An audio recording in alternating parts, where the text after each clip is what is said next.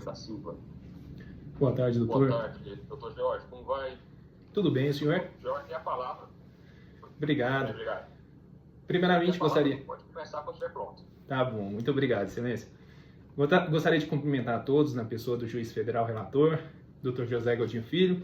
E, excelências, hoje eu trago o caso do Fernando, que sempre trabalhou como mineiro. E, em virtude do exercício dessa profissão, ele acabou desenvolvendo diversos problemas na coluna e passou a receber auxílio-doença no ano de 2000. Esse auxílio-doença perdurou até no ano de 2010, quando o auxílio-doença foi convertido em aposentadoria por invalidez. Posteriormente, esse benefício foi até 2022, quando o INSS, por meio de uma perícia revisional, acabou cortando esse benefício. E então, o Fernando voltou à empresa onde trabalhava, a mina onde trabalhava, passou pelo médico do trabalho, e o médico simplesmente disse que ele não teria nenhuma condição de retornar ao trabalho porque ele estava completamente incapacitado. Por isso nós ingressamos com a presente demanda visando demonstrar que o Fernando ainda está incapaz e que essa incapacidade, óbvio, é definitiva.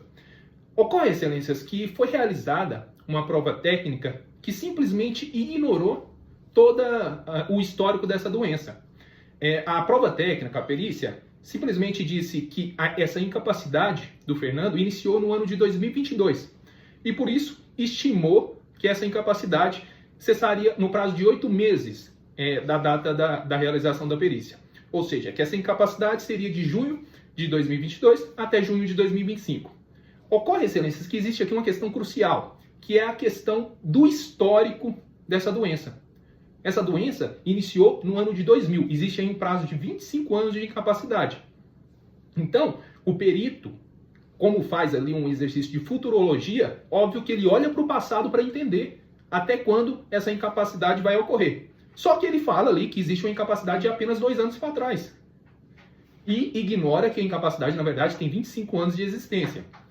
Então, o que ocorre é que esse erro é considerado um erro crucial na realização do próprio laudo. Por isso, nós impugnamos esse laudo. Olha, perito, existe aqui um erro. Essa incapacidade, na verdade, é de 25 anos atrás. Existe todo um acervo probatório nesse sentido, que demonstra que o Fernando está incapacitado há 25 anos atrás. Então, com todo respeito à prova técnica, colocar que essa incapacidade de 25 anos vai ser resolvida em 8 meses é um chute, com todo respeito à prova técnica. Nós impugnamos, fizemos quesitos esclarecedores para o perito, mas o juiz Acó, infelizmente, julgou parcialmente procedente o pedido inicial para fixar o auxílio-doença nos moldes como determinado no laudo pericial, ou seja, de junho de 2022 a junho de 2025. Nós requeremos, excelências, que essa sentença seja reformada justamente porque existe um erro crasso nesse laudo pericial, que é ignorar o histórico dessa doença, o prazo de 25 anos dessa incapacidade, que faria ele fazer uma nova estimativa sobre essa incapacidade para frente. E, inclusive, excelências, nós apresentamos documentos médicos posteriores a junho de 2025. Foi essa data de cessação definida ali pelo laudo pericial.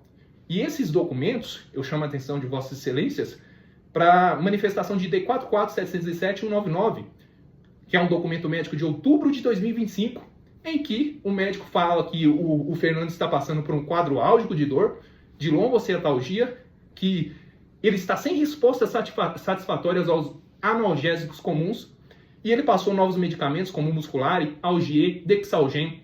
Posteriormente, a gente apresentou novos documentos médicos bem recentes agora, conforme manifestação de ID 451388-2003, documentos médicos de janeiro de 2026, em que o médico fala, olha, esses medicamentos anteriores também não estão funcionando. E ele passa uma nova receita para ele tomar tal de Dorenentabs, Dexaneurin. E essa médica, inclusive, ela é contundente, excelências, em dizer que, abre aspas, o Fernando está sem condições de retornar às suas atividades laborais definitivamente, pois pelo tempo do acidente, ou seja, lá de 2000, a sequela é irreversível.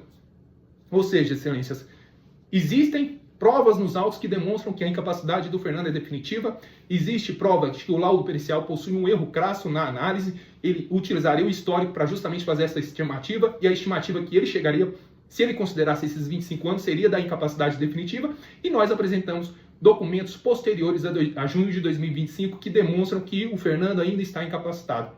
Por isso, Excelência, estamos diante de uma incapacidade definitiva. O nosso pedido é que seja conhecido e provido o presente recurso para que seja determinada a concessão da aposentadoria por incapacidade, porque essa incapacidade é definitiva.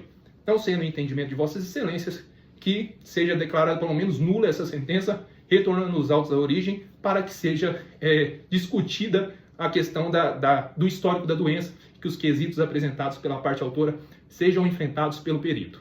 Muito obrigado, Excelência.